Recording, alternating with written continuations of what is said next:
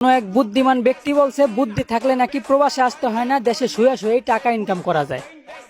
কিন্তু আমি বলি ক্যামেরার সামনে বউ নিয়ে কাপল ব্লগ নামে নষ্টামি করতে পারলে শুধু টাকা ইনকাম না, সাথে বাবা মার সম্মানটারও মাটির সাথে মিশানো যায়।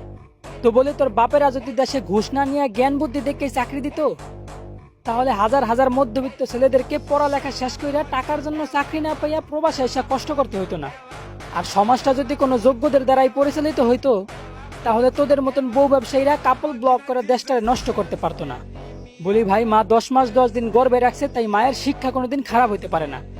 তাই তোর বাবা মারে মানুষ গালি দিব, বাইসা থাকতে এমন কুকর্ম কোনোদিন করিস না। আরে বেটা, বছরের পর বছর প্রবাসীদের কষ্টে কামানো রেমিটেন্সে পরিচালিত আমাদের সোনার বাংলাদেশ।